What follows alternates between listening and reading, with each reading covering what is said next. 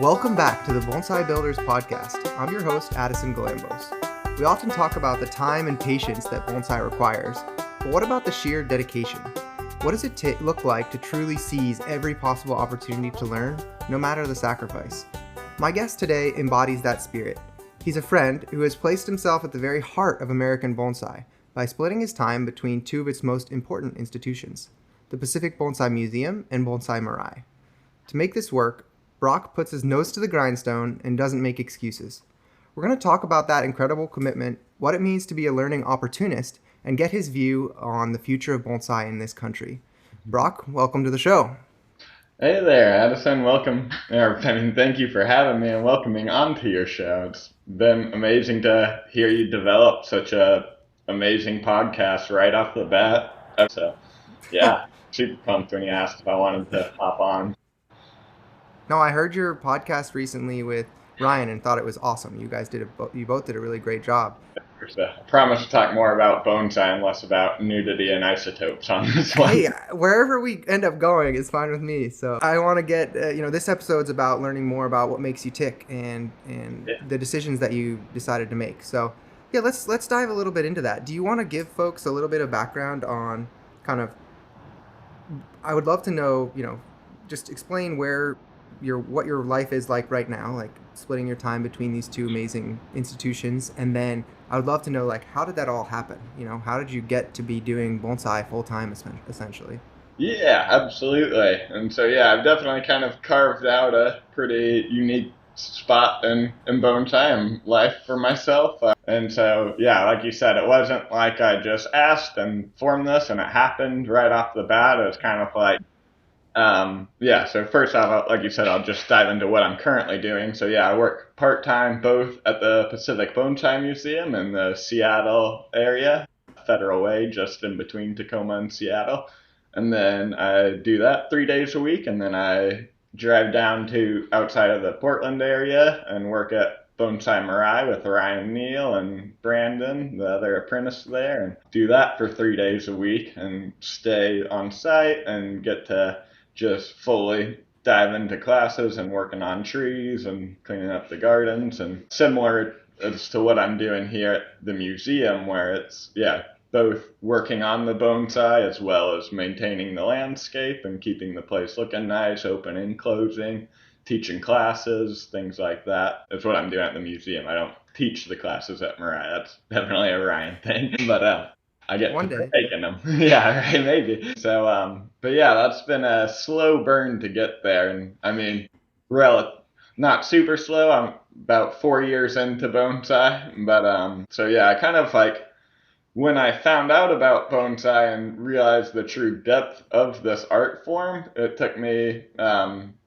probably about a month or so of really diving in, finding different information from going from my third Malsai that I was like, okay, I don't want to kill this. I really need to do some research. I'm clearly drawn to this for some reason because I never had any prior exposure to bonsai. I didn't know anybody who did it. I didn't watch The Karate Kid. I just kind of would see one on the side of the road, man, that's really intriguing. I don't know why I'm so drawn to that. And get one. Months later, it would die, or as quickly as they could, pretty much. And so by the third one I got, I was like, okay, let's figure this out. And so that slowly led me to find Bonsai Mirai once I joined the Rocky Mountain Bonsai Society, because I was in the Denver area at the time and was looking for jobs in my field, which I recently graduated from, in geology, but hadn't found anything yet. And so then the first meeting I went to was a virtual one where Ryan was teaching it, and he went way deep on the physiological reasoning for styling junipers in late summer, and he had this crazy one that was planted on a rock and was talking about how the wind would come over the rock, and just seeing a tree of that caliper on a screen that he's sitting next to. He was like, oh my god, that's borderline not even nature and miniature, that's just straight up nature. But it was just a really inspiring thing to me to realize how deep of a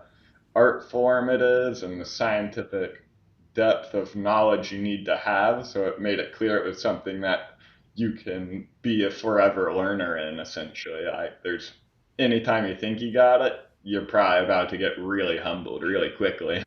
Yeah. Always more to learn, which is On on that exact topic, have you, this is a little bit of an aside, but have yeah. you dived into like why did bonsai grab you so strongly? Like was it that complexity and depth? Was it, the Mhm. nature aspect? And yeah, I'm just curious, like if you've really like done some self-inspection on like Oh yeah, what could have caused that?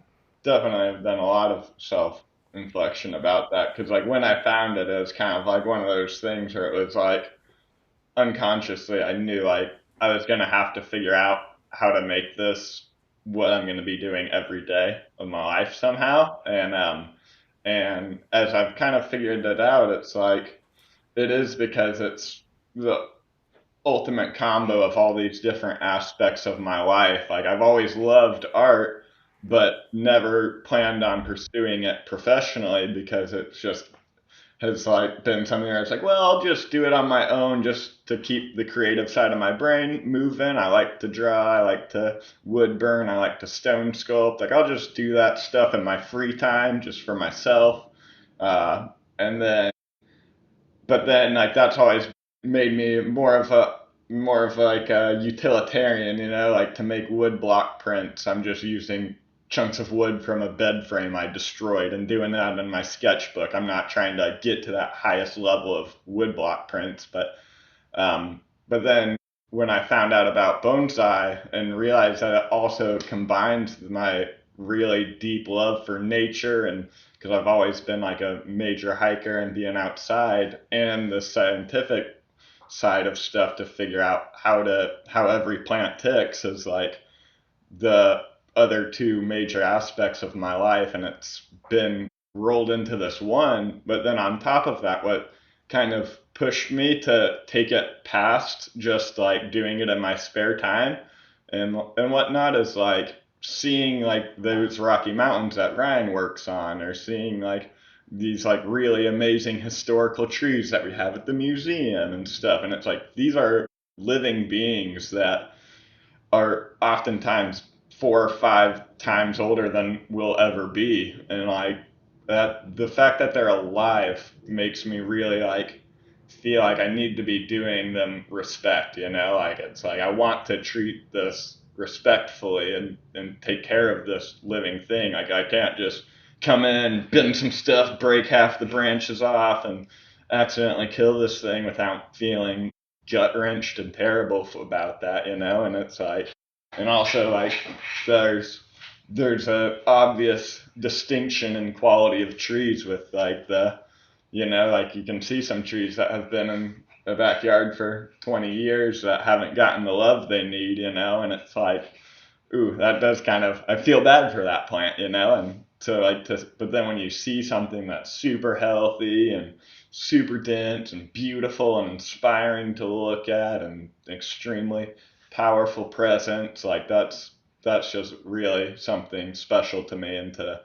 So it was like, okay, this is something that it's calling me more than like I've never really been one to believe in like a calling for life and stuff like that, but it's been like once I found this, it took me a while to realize like this is probably is what a calling is. Like this is feels like I don't have a choice to do other stuff anymore essentially. And so I'm going to try my hardest to figure out how to be as good as I possibly can be to do justice to the plants I'm working with, especially if I plan on working with 300-400-year-old trees or historic ones that have been worked on by multiple other professionals. Like, I want to be able to do that plant justice. And so that's kind of like what's really been the driving factor to take it to that higher level, opposed to keep it to kind of like a backyard hobby like the rest of the art forms that I've kind of dabbled in, where it's like, my stone sculpting, like I still,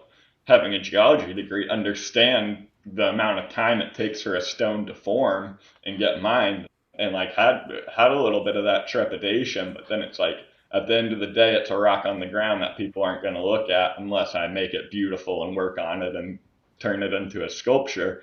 And so I had felt a little bit more freedom, but it's like, okay, and if I don't want to work on it for 3 weeks, I could set it aside 3 years, 4 months. I could put it to the side and come back to it, where it's like bonsai is constantly living and adapting. If you wire half of a tree and be like, I'll come back to it next season, like you're going to significantly disempower that part that you wired, and it might even die off. And then the other part of the tree's all that's left. And now it's like, so it's like you can't really half-ass it, if you will. You kind of got to Yeah, yeah. full hog on it. So like the fact that it was living really inspired me to take it to the next level and treat it with that amount of respect.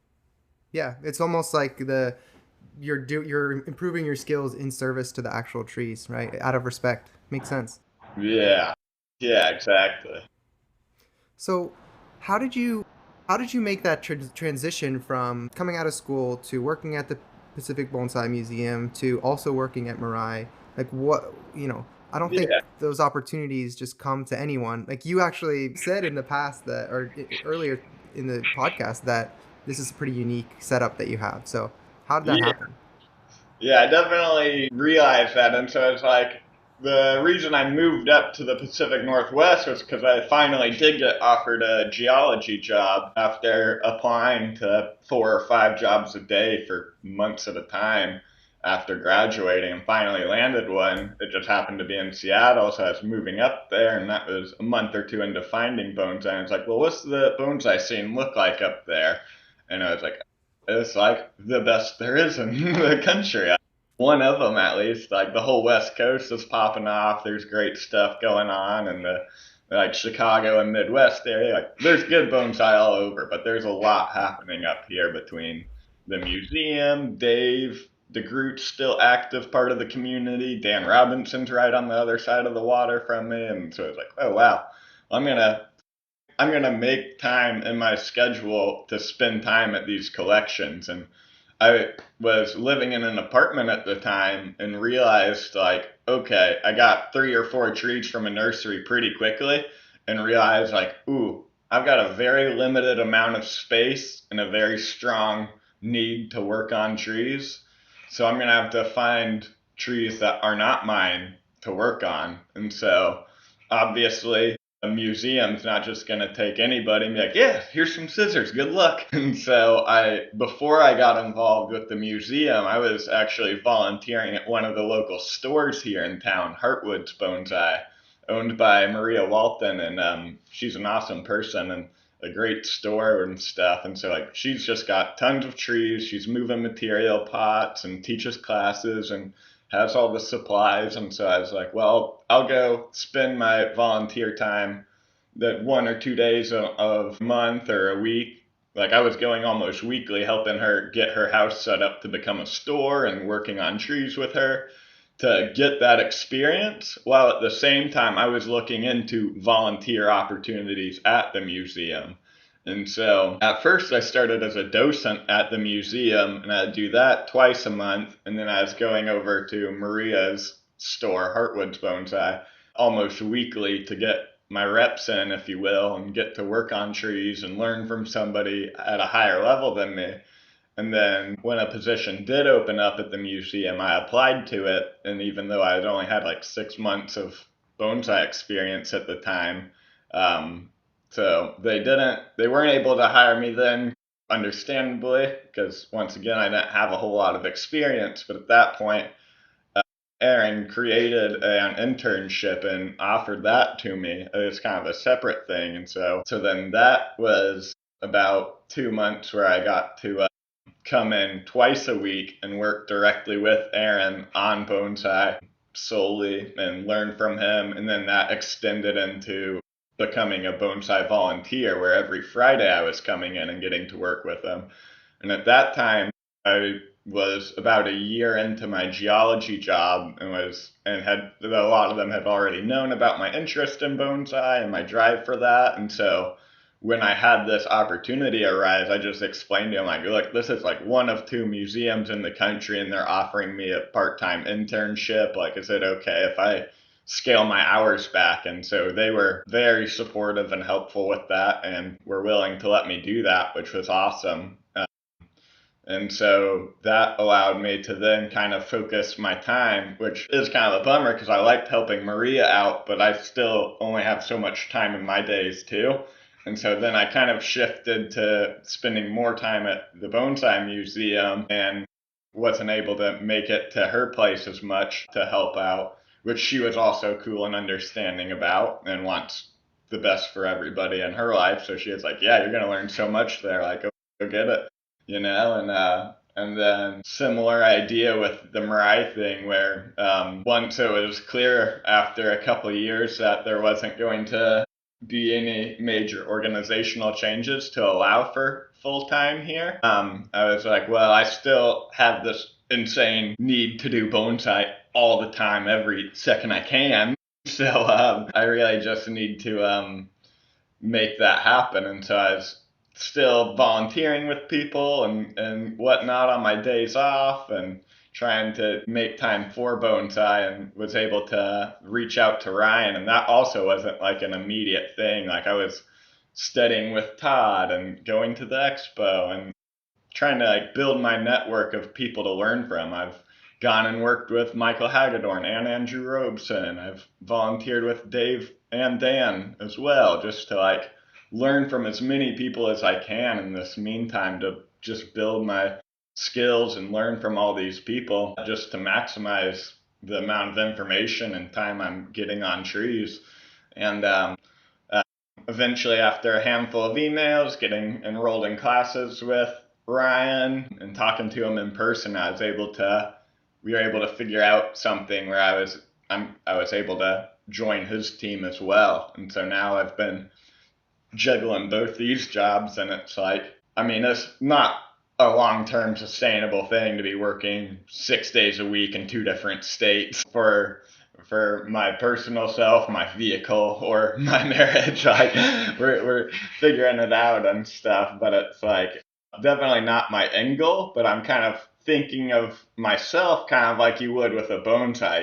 It's like you don't want to just start pinching and doing refinement techniques immediately on a tree when you get it, because you're going to develop it, but you're not going to develop the best tree you can. You kind of got to put it in a grow container and blow it out for a couple years and put it in that developmental process where you're fertilizing it extra heavy and going harder on it and doing bigger cutbacks and developing it. And then at the end, that's when you start getting that more refined thing. You only need to touch it once or twice a year, and it's kind of chiller. And it's like, okay, so working part-time at the museum felt more like a refinement technique type of a thing, where it's like, I'm still learning a lot and getting some good time in on bonsai, but it's still only part-time, and there's a lot of other roles and jobs I have here. So like to maximize this, I need to put myself in the grow container and do bonsai the other half of my job, not try to change in the side of my brain and go back into geologic engineering style Brock. That was really hard for me. So being able to get a second bonsai job, and while it is like what's going on right now, I do understand like that's probably not going to be able to last forever. So I'm just trying to maximize while I can, so that way eventually I can happily stay at 40 hours, have time off and take vacations, go on more hikes, and not feel like every weekend I need to squeeze in time to work on trees, because I'll feel more developed in my skills already. Makes sense. Yeah, I like the connection between self-improvement and bonsai, because I think we spend so much time in this art, and there's a lot of like habit forming and like self-development that you need to do to best service the trees, right? Yeah, I like that idea of thinking more about how do we develop ourselves while we're developing bonsai, and like how do we relate developing ourselves to developing bonsai to make it more intuitive on both fronts. yeah, So, man, I mean, I think you hear like these stories of these people who've done amazing things in bonsai, and they have a similar origin story to you. I feel like they realized like they needed to do bonsai, and they didn't take no for an answer. And I don't mean that in like an impolite way, but I mean like in a they're going to make it happen type way, right? Like I've heard stories of uh, someone who wanted to apprentice in Japan, and they just went to Japan without an apprenticeship, and they just camped until people like sorted it out for them. Yeah, So and exactly. Like that's kind of the thing about it, and it was a similar thing in the geology thing, and that's just kind of life in general, where it's like, and that was a really hard thing with bonsai, and like trying to be like, oh man, like Andrew Robeson's a teacher, like part of his income and making a living is by teaching people. I don't necessarily have the extra funds to pay $500 every time I want to go down there for a couple days to help them, but it's like you kind of have to at least a time or two and get the like support the people, but then like also when you show that interest and that dedication, that's where it starts to become to the point where like they're willing to let you volunteer your time and work with them, and eventually as you continue to develop and build those skills, it gets to the point where it's like worth you getting like hired and being paid to do it. So it's like definitely kind of a balance, but it's like essentially it was like hard for me to like convince myself to ask if I could come to these places for free or ask Dave if I can volunteer in his yard and help him out and stuff. Because it is sketchy letting somebody you don't know work on your trees. You never know what they're going to start doing.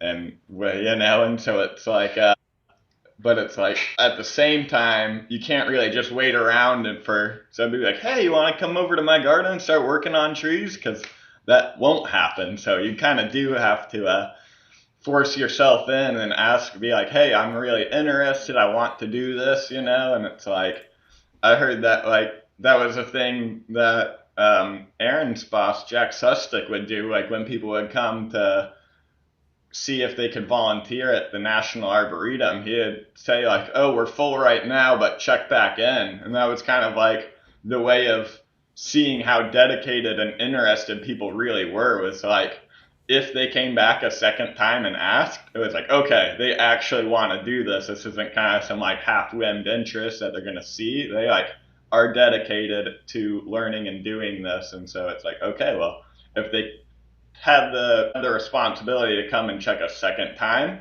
and interest, then that clearly shows like, okay, well then maybe they are trying hard and want to figure this out, how to make this a part of their life. And so it's like you kind of just need to knock on the doors, and that's how it was with geology too. Like they would have like just kept me out in the field doing the field work and like observing the contractors working and stuff, but I was like, okay, well, I would like to get past that and make the cross sections of the soil or the 3D maps of the different layers of the geology on our different job sites was kind of like where I would have seen myself growing if I stayed in that field. And even though I was part time, I still was reaching out to those people who were doing the work I wanted to be doing regularly anytime I could.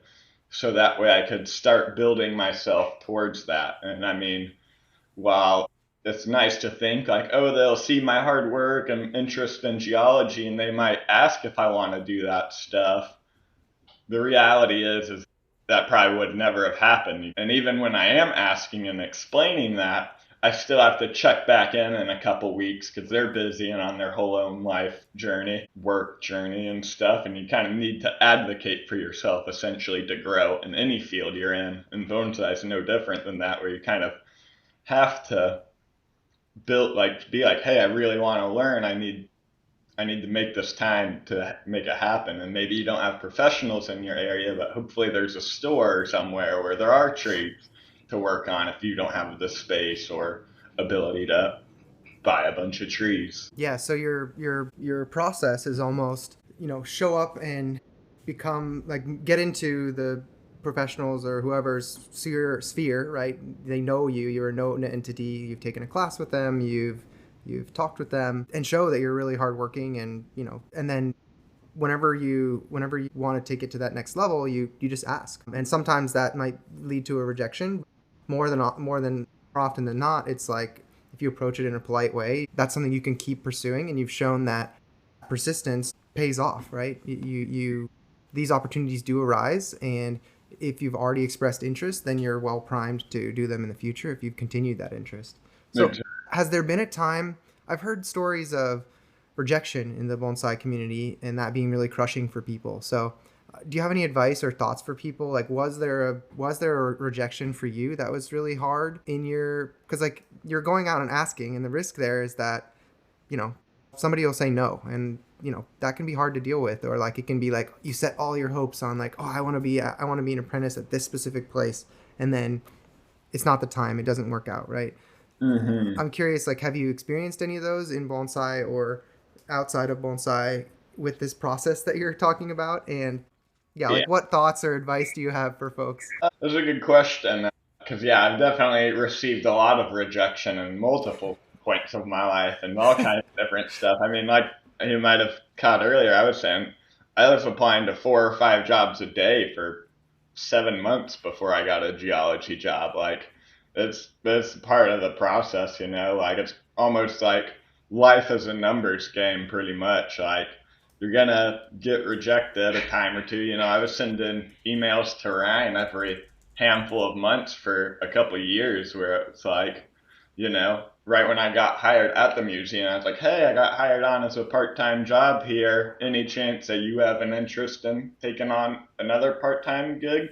And I could bounce between the two. And it was like, no, we can't at this time. And that was like, he's rebuilding his house and life happening. And like, it just wasn't the time for him. And so I was like, okay, that's a no for now, but I'm just going to keep on doing my thing. You just kind of got to keep rocking on and moving forward and try again in a little bit. We just kind of like, just kind of got to like roll with the punches and go with the flow. It's like nothing's ever going to be 100% perfect and peachy clean and exactly how you want it on the first try. Like, it's kind of like you and Nick were talking about with styling trees. And it's like you might know the steps you need to take and like how to make it.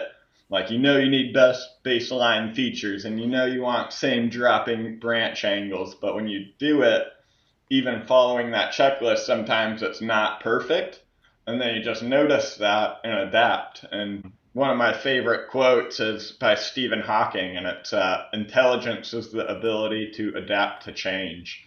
And it's like the only constant in life is change. And so you pretty much have to be kind of fluid and understanding that you want to have goals and the ability to get to those goals, but you also need to have the ability to know that it's not going to be every stone perfectly placed on your path. Like, you're going to have to figure it out and go get diverted a bit and then make your way back somehow. Yeah. And you didn't let that initial, I mean, with the Mirai story, right? Like you're there now, right? Like Yeah. it wasn't the right time then, but you were doing all the right things to put yourself in a position to be successful whenever you got there, right? So, It was like the same with the museum. When I was logged online, I first filled out the application to be a bonsai volunteer, but understood I only had a few months of bonsai experience. It's a world-class collection. Probably aren't going to let me start working on the trees immediately. So I'm also going to fill out the docent application. And as a docent, I just stood around the collection, just answering questions and engaging with people as I was learning. And then I applied to the job when it opened up, and I still only had 7, 8 months of bonsai experience when I applied. And so I didn't get the job at first, but they made like an internship type of a thing for me. And it worked out in the end because the person they originally hired didn't work out. And so then the position reopened. And by then I had in house training, and so they were able to hire me that time, but it was still an open application and they interviewed multiple people. So like there was still that chance of even getting rejected again.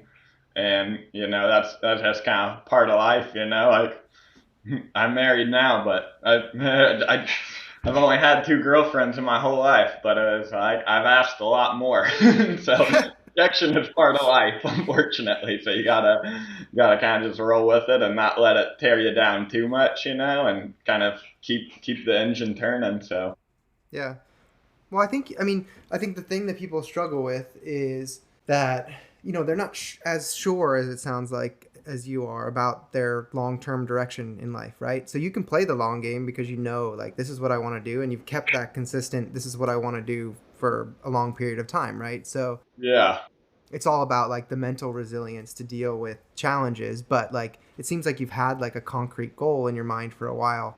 I mean, I don't know. That's like my outsider perspective looking in, but Yeah, and I mean that's definitely a interesting point and something that you gotta balance, you know. And it's like tricky because it's like my entire geology career in college and applying, and even my first few months, like I was gonna be a geologist my whole life, and then I stumbled across bonsai, and it was just like so such an intense like draw and love for it that I realized that there is no other thing I can do, and I'm gonna have to figure out how to make that happen.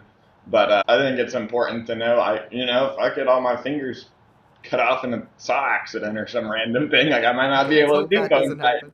Yeah, I'm knocking on wood, but yeah, it's like what it's kind of like that same idea of like rejection. It's like knowing like life might change and you're gonna have to adapt to it, and so it's like if something happens, like I'm pretty dang positive I'm gonna be doing bonsai my whole life. I'm gonna make that my goal, but like I don't know that. And then like if something happens and I fall out of it, and like I might go back to geology, but hopefully But not.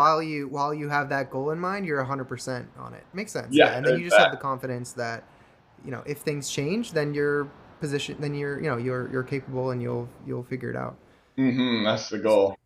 So what I guess what is the goal then? Like, what do you see yourself doing in bonsai in the community now?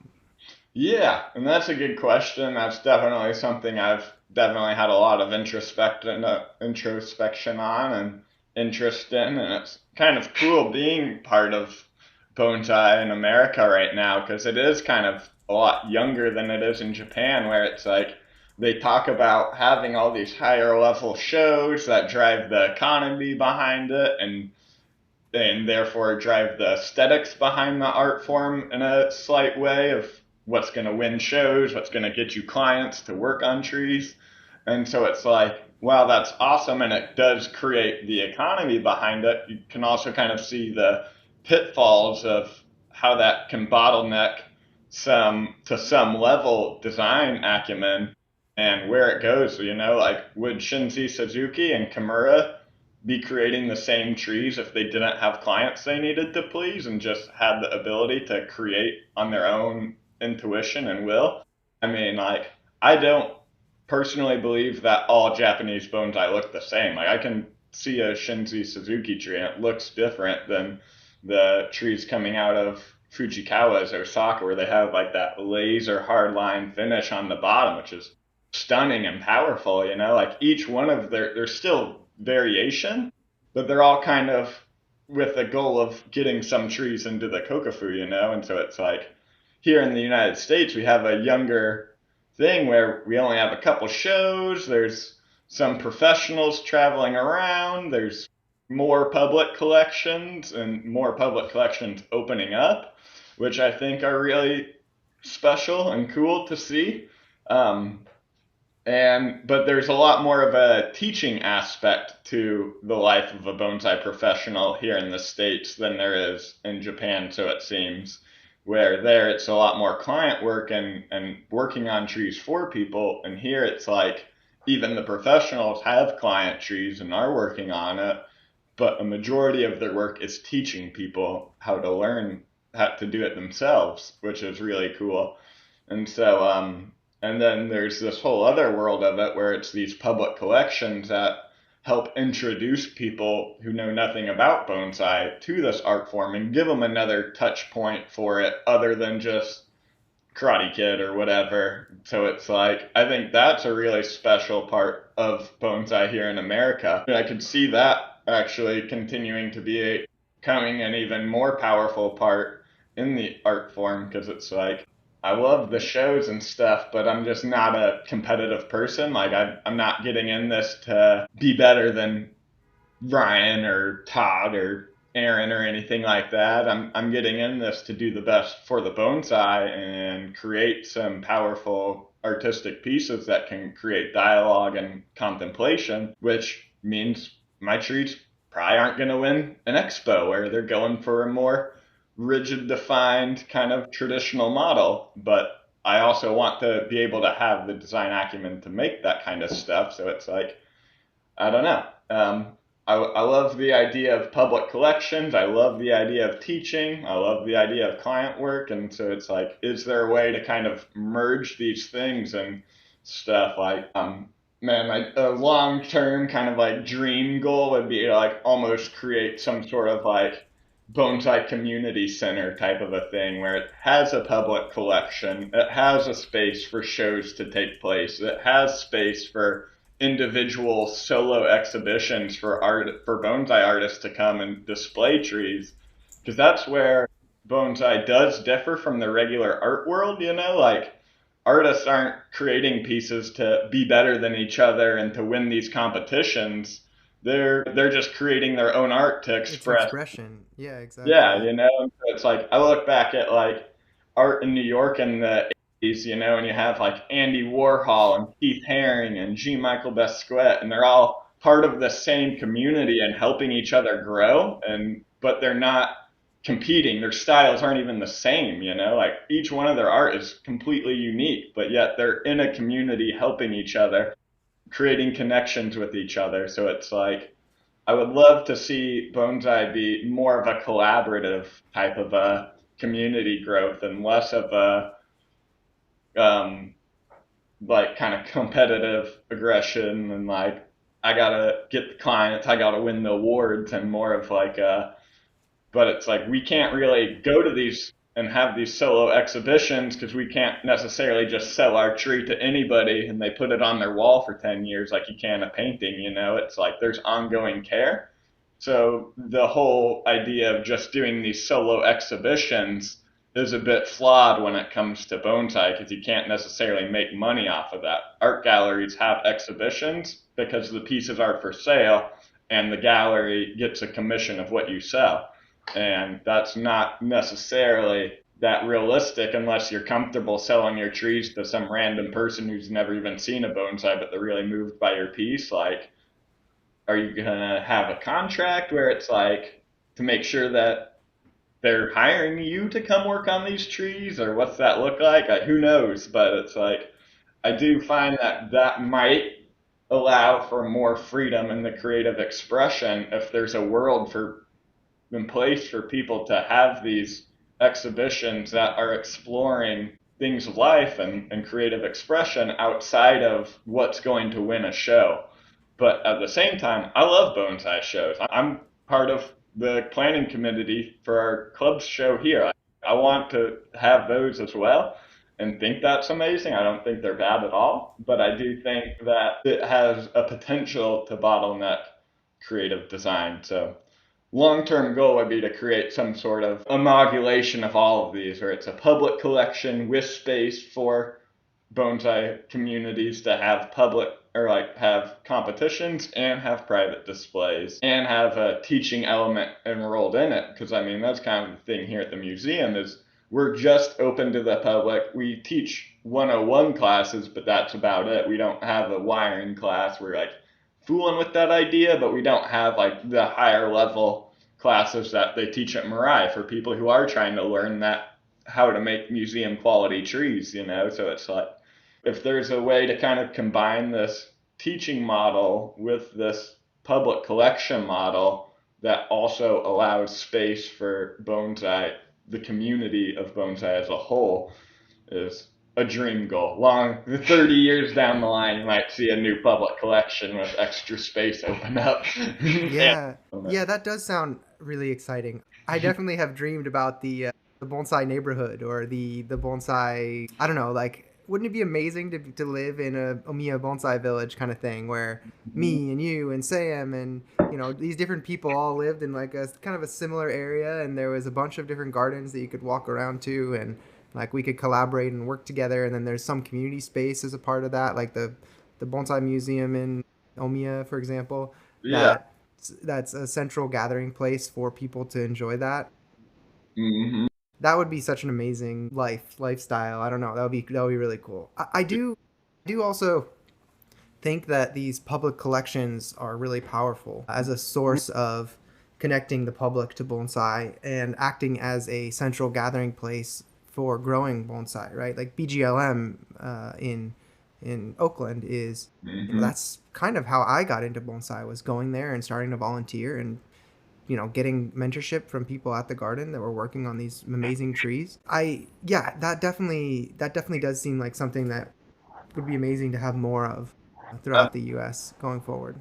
Absolutely. And so, like, exactly. It's just one of those places where it exposes people who have no idea of what bonsai is to it. And at the same time, it's a great place for those who are interested to spend more time at them, be around high quality trees, study the branching, get involved with the people at these places. And eventually you might be able to start working on these trees and directly learning those techniques. And it's like, because, yeah, you can't really learn refinement techniques on your 2 year old Japanese maple seedling or cutting that you're like trying to develop. And so it's like, there's a good way of getting involved on a deeper level. And I think that they're really powerful for that. And it's like, art is meant to be shared with the world. And so it's like, there's amazing private gardens out there, but it's like, I like having my art seen by people and connecting with people. And not everyone's gonna love it, and I'd say okay, but it's like it does feel good to get that out there and like let people be exposed to that expression essentially. And so I love the idea of having a public space that you can then the people who are trying to learn can come and learn as well. So it's like, we have these 101 courses and we have a team of bonsai volunteers who are learning a lot when they work with Aaron.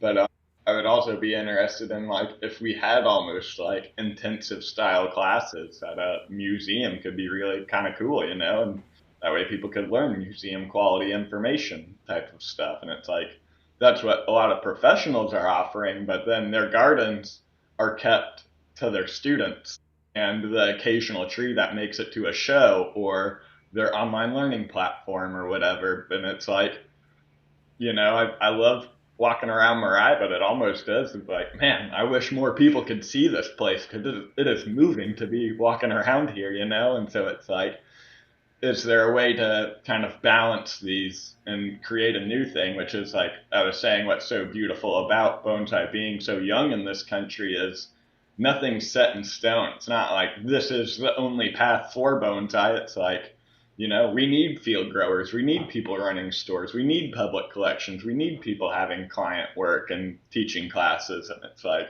you can almost kind of figure out is there your own niche that you can build and create. And that's kind of what I've been racking my brain on because I do love to travel and work for people and stuff, but I also love being at home with my wife and dog. And so the thought of being on the road for 300 days a year and working on other people's trees is a little intimidating. And starting my own business and stuff is quite intimidating, but it's like, so is there a way where I can do bonsai and live where we want to live and not have to be gone all the time? So it's kind of like, it's such a young art form and it's so not set in stone and figured out already here where we have time to develop it and curve the art form and community as a whole before it does get to centralized 10 world class gardens that clients are hiring to then get their trees into the shows and therefore designing trees in that way. But even then, I could have a misunderstanding of the Japanese model. I would love to see it have, I love the idea of like what Ryan's been doing with having these more artistic solo exhibitions or like the thing that Bjorn and Young Cho and Danny Kaufman did in North Carolina a couple years ago. It was like Bonsai as Art or something, I think is what they called it. And it was like in a gallery space and it was paired with paintings and all these other like avant garde displays that aren't really the traditional way of viewing or like viewing bonsai, but it was like a way of still community event that then is incorporating it past its traditional models, which I think is really beautiful. Yeah. Speaking of the maturation of bonsai, I've been thinking a lot, and I want to hear your you'll be my tester for this. I've been thinking a lot about, what could a more centralized governing body for bonsai provide to the community to help it mature more quickly, and better. And one thing I was thinking about is, like, we have these things like the Pacific Bonsai Expo. We have Bonsai Central, we have Nationals, so we've got these amazing exhibitions. But how do I think a central body that had to like put on all these shows in these diverse set of locations would be pretty difficult, and like Yeah. sorting out the funding and like splitting it fairly across these different groups would be really tough because the US is so big. So I don't Yeah. think that should be like the charter of this central group, but I think that a central group could, in a pretty like bootstrapped or lean way, provide services to these exhibitions to make them Mm. run more effectively and in a more standardized format, right? Could a central organization like create a judging arm of like people that it trains to judge in a specific rubric I don't know, Yeah. rubricatized way? I don't know the word there, but in a standardized way, Mm-hmm. and provide that as a service to these exhibitions like at cost. So instead of them having to sort out like, oh, how are we going to jury the show? How are we going to judge it? How are we going to do intake? Like, could this centralized organization provide those things as a service essentially at a Mm-hmm. low fixed cost, but still at a very high quality level, and Yeah.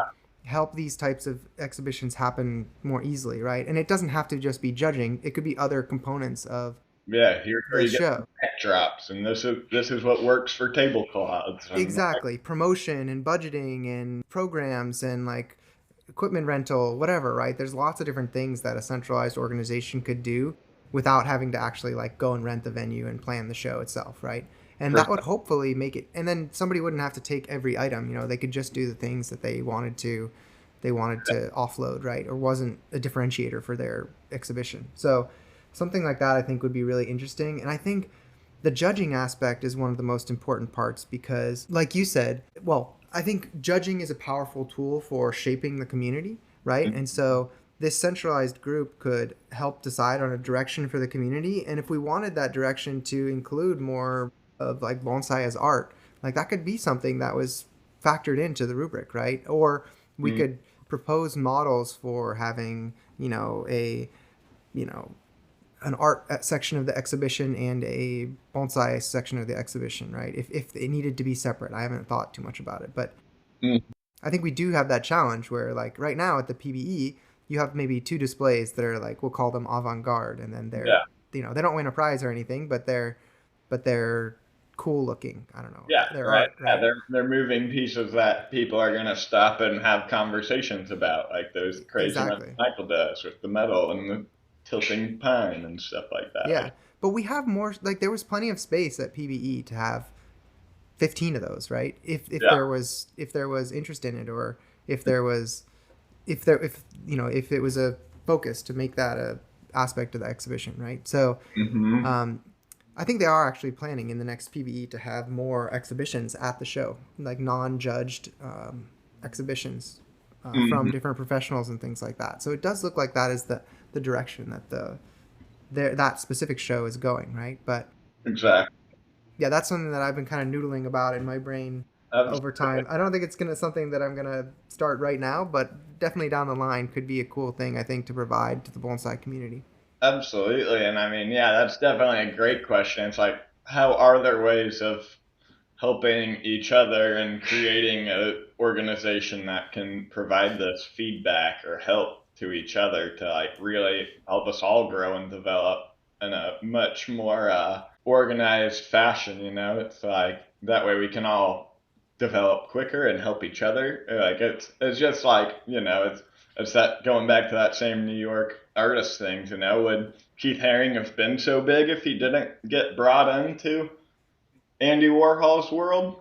Who knows? Like, he's got very moving art and connects with a lot of people, but it's like that community really does allow for the support for everybody to kind of improve and become the best they can. And so I think there is some potential for that, absolutely. And it's like, that just raises the question of what does that look like, and how can we create something like that where it is kind of like a support system for everybody? Is that like a centralized thing that people are willing to donate to, and then yeah, financial stuff is divvied out to these different shows or these different gardens or whatnot to help them do what they're doing, or give them the ability and reasoning to drive trees across the country to display, because it's like, and yeah, to have these different people explaining the difference of like how you would, because that kind of goes back to like with the judging thing. That's a really interesting subject, because it's like, everybody's got a different goal they're going for too. Like Ryan's thing is pushing the apex off the base and creating asymmetry, where during setup for the expo, I heard somebody doing their final minute tweakings and they're trying to centralize their apex over the base. And that's like the complete opposite goal, And it's like, that's kind of, so it's like you need to almost have that depth and understanding of there's different goals and you can like these different goals, and how would you judge these different things and take them in. And it's like, this is something I've talked to Dave DeGroot about when it comes to Penjing, because like there's the Lingnan school of Penjing from the Lingnan area of China, and then there's the Hunan or something along those lines. I don't speak Chinese, but it's a whole separate school of Penjing and styles where the stones they use are different and localized to their geology. The species they use is different. They have different forms, like if you've seen those really padded out, like laser thin, like super flat layered things, they call that the cloud style, and that's localized to one area of China, and they don't use wire, they use twine to tie the branches into this form to create that. And it's like, we would look at that and be like, there's no body to that pad, like that doesn't look real. It's like literally just like a line thick, but it's like that was their goal. And so it's not that it's a bad form, it's a whole nother set of goals they're going for. And so creating a centralized judging, I think it's important to be able to explain these different goals people are going to. And it's like they've kind of attributed that to like, and largely it's like back in the day when they didn't have cars or planes or internet to see these different schools of thought of how to do Penjing, it was largely geographically based. Like, okay, well, Yeah. you're going to learn from the people who are doing it in your area. And now with internet and the ability to travel more freely, you can see Peter T's school of thought. You can see Ryan Neal's school of thought, and they're different, It's like almost like the Keith Haring compared to Andy Warhol. They're making different art, but they're in both the pop art realm. And It's it's the like, same medium, but yeah, different outcomes that they're driving towards, right? And so a judging criteria that's fair would judge them in terms of what they're trying to accomplish, right? And how well they've executed against that. Or that would be a criteria potentially. Yeah, makes sense. Makes sense. Absolutely. and if you're a client, then it's like, you might have the ones that you gravitate towards. Like the people of Osaka love that hard line bottom on their every pad. Like that's why they're doing that at Cocoen, is because that's what the clients are buying. And so it's like, Yeah. yeah, we'll do that. But it's like a different thing than what Kimura is trying to do, and it's a different thing than what Shinji Suzuki's trying to do. But they're all awesome, and they're all their own, and they're all good and technically solid. And it's like, if you are a client, I would just ask that you like try to learn from these people, and maybe have a preference and you only want to work with one professional. But I really respect a lot of the people in these clubs who enjoy working with the traveling artists who come through, and they have a tree that they bring to Morrow's workshops when he's in town, and they have a tree they bring to Andrew's workshop. So it's kind of almost like they're going for different aesthetic goals, but they have a depth and taste for different bonsai styles to support different artists and have. Yeah. Let's talk about that a little bit, actually. Yeah. I think you and I are both in the camp of, or right now, we've learned from multiple different teachers. And for you, for example, right now, you're literally working at two different professionals' gardens, right? So yeah, let's maybe explore that a little bit and talk a little bit about.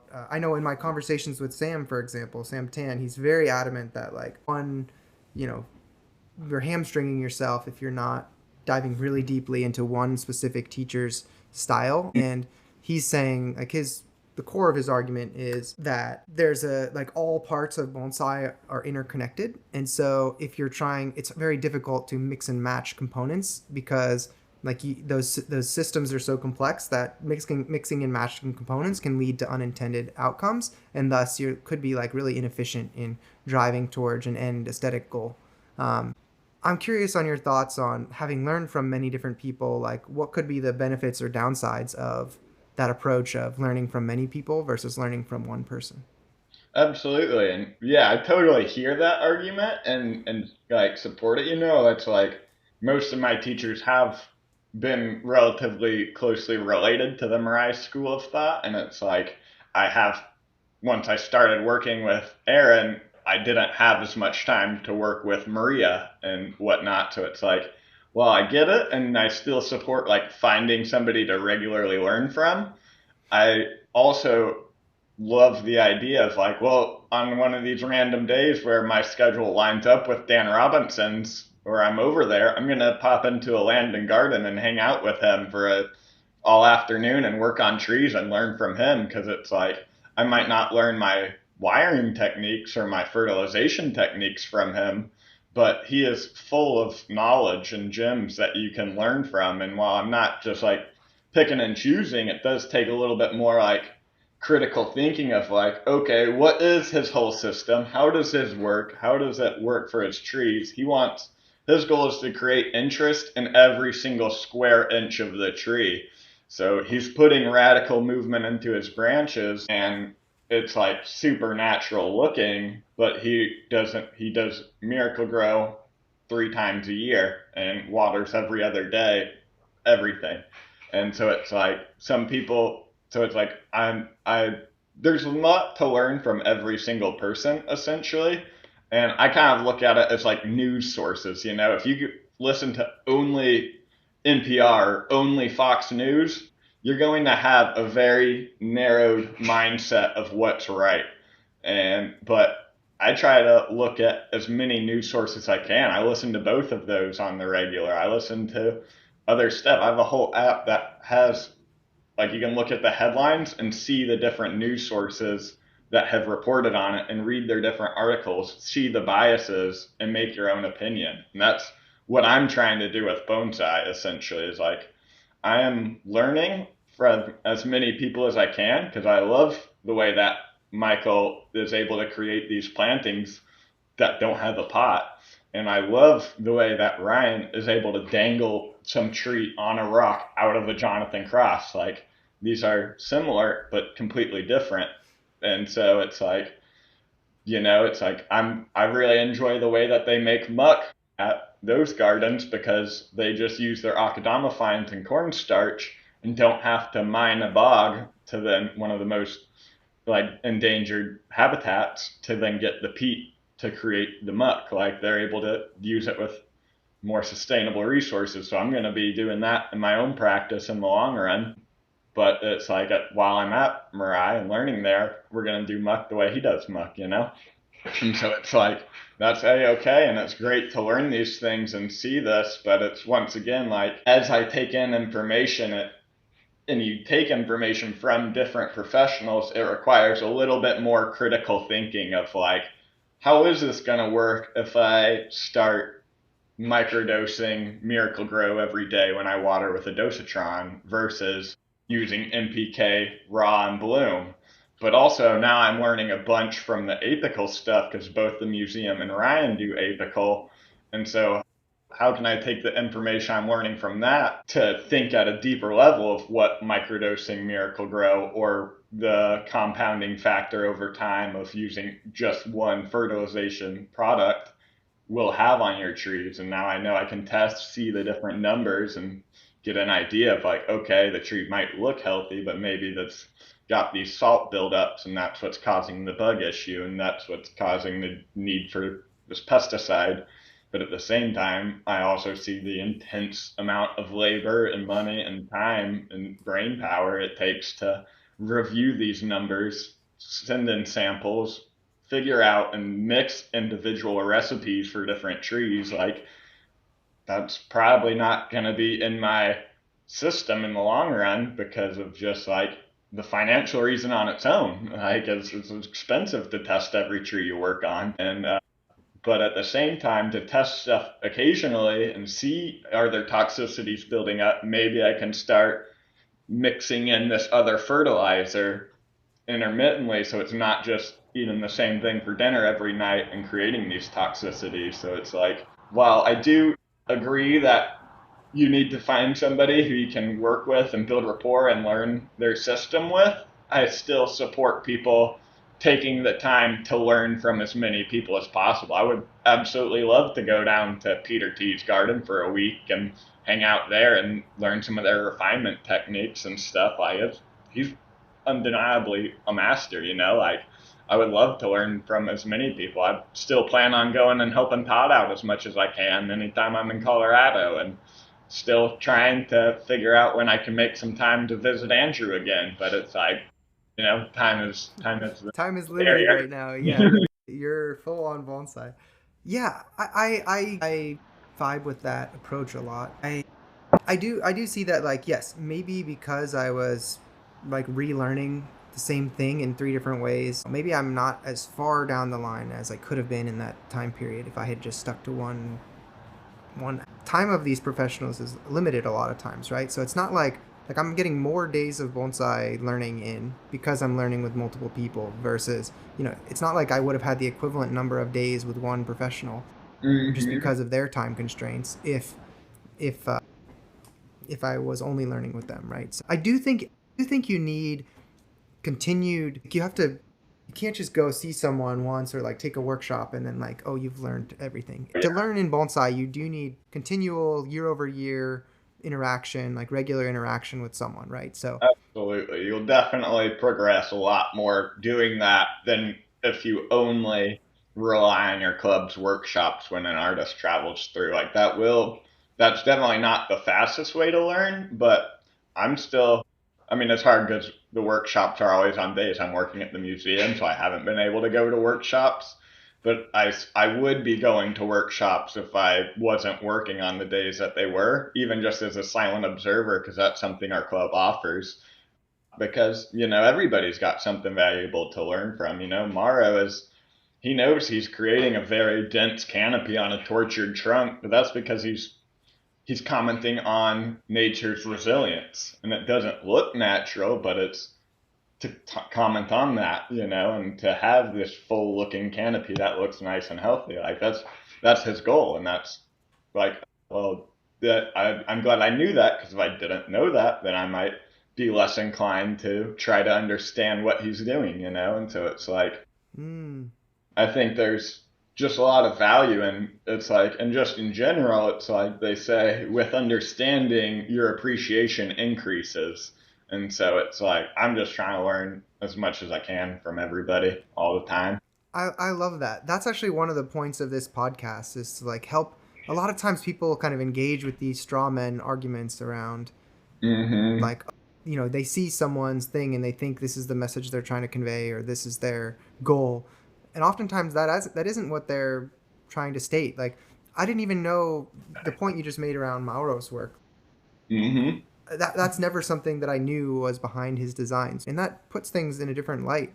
I don't know. I agree that understanding in the community is definitely something that would drive us all together and help drive the community forward in general. Like, it's all about supporting and learning from each other, like, frick, I'll be working on trees here, and some random person who's never even seen bonsai will ask me a really astute question that gets me thinking. I'm like, huh, never even thought of it that way. That's a Yeah, great. why do we do that? Yeah, Yeah, exactly. right. And so it's like, you can learn from anybody and everybody, and to think like, oh well, going to I learned from this person, so I don't want anybody else's information, is just kind of like, seems a little bit closed off to me and goes back to like the news source kind of is like the closest thing I could think of as a Analog, direct yeah. correlation. You're Analogy, going to yeah. get biases no matter where you go in any form of life. So by getting different touch points, you can create a much more fuller picture. It's same with science. If you're only looking at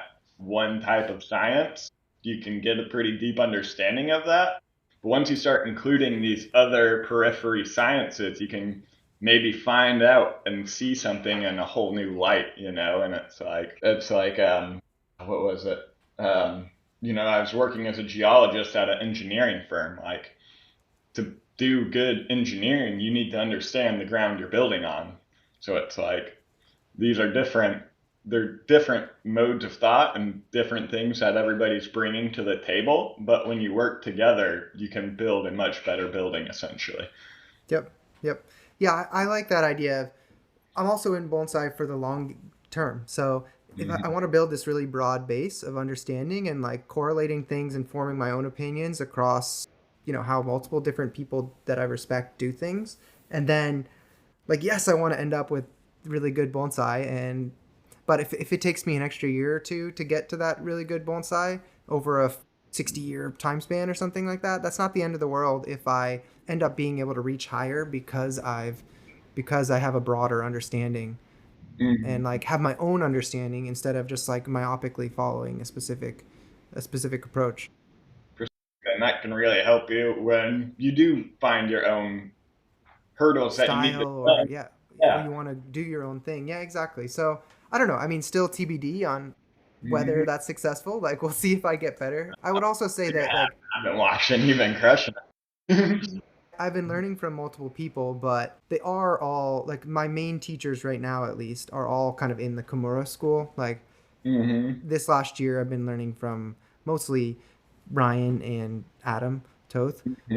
Adam coming down through Taiga and Ryan learning directly with Kimura, like they do have those kind of similar influences. So maybe hmm that helps assuage some of those like, oh, I do it this way, they do it that way kind of challenges. But I think you also do have to be respectful of, hey, I'm at somebody's garden, I do it the way that they do it or they taught it, right?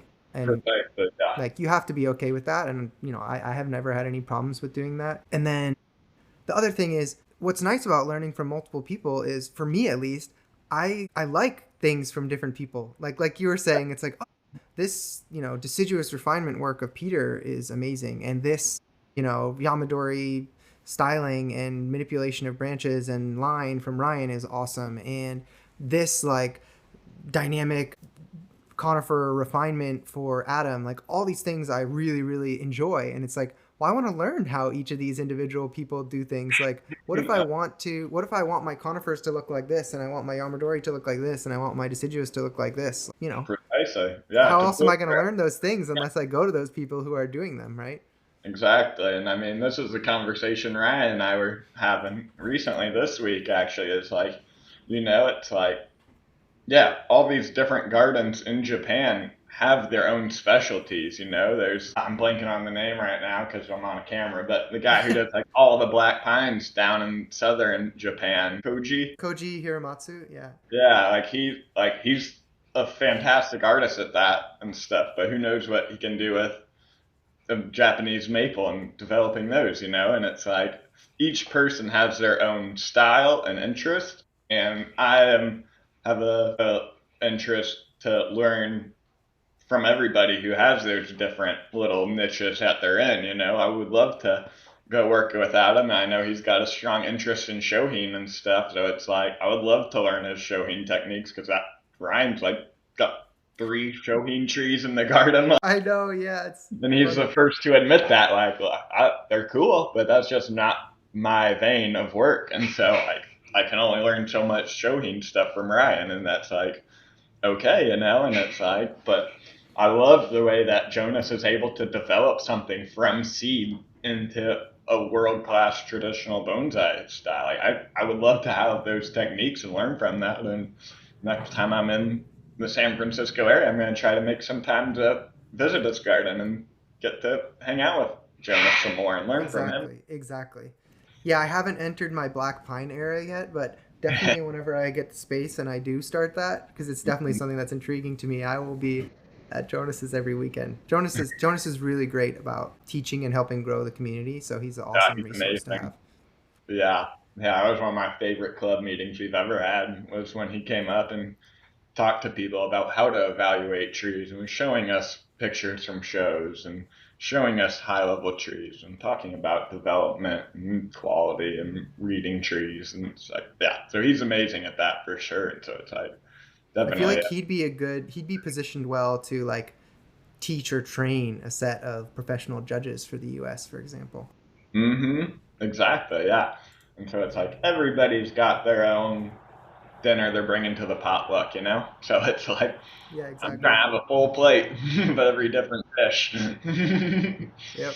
All right. Any other topics that you wanted to dive into before we wrap up? Yeah, I would just say thanks again for having me. I hope that everybody takes a little bit of extra time if they're willing to try to figure out these different goals that people are having and aesthetics and grow your taste for these different things because it's like, yeah, not everybody is aiming for the same post. So find out what you want to love and just gotta accept rejection from time to time and keep making your goals happen. So make the time for bonsai. Awesome. And Brock, is there anywhere that folks can reach you on online, or how should they connect with you if they're interested in it? Yeah, absolutely. Feel free to find me on the social medias. I've been less engaged with it recently, which has been feeling pretty nice, but I still check the Messenger app occasionally. It's my main way of getting a hold of my brothers, so I still use it for that. But I haven't been posting as much recently, but bifurcation dot bonsai is my handle. My email is just Brock at Pacific Bonsai Museum. It's probably the best way to email me if you're trying to do that. But yeah, just feel. Also, one thing I'd love to say is like just support local like your local public collection. You know, like these are key things, whether it's financially or with your time. Like, go and check out the Huntington or Bonsai Lake or the Bonsai at Lake Merritt Garden. Like, check these out and spend some time at them. Take advantage of being able to see these world class trees and learn from them because you don't need to own every tree you work on. And because I mean, I can't, but I want to work on trees all the time. So you're gonna have to find time to make it happen. Cool. All right. Well, I appreciate the time, Brock, and hope you have a good class that you're teaching in a short while here at the garden, at the museum. And yeah, hope you have a good rest of your weekend. Yeah, same to you, Addison. Enjoy the tree you're working on today. We're gonna Will do. I'm about to go to war, so. Heck yeah. Awesome. Well, have a good one. Thank you again. Yeah. See ya.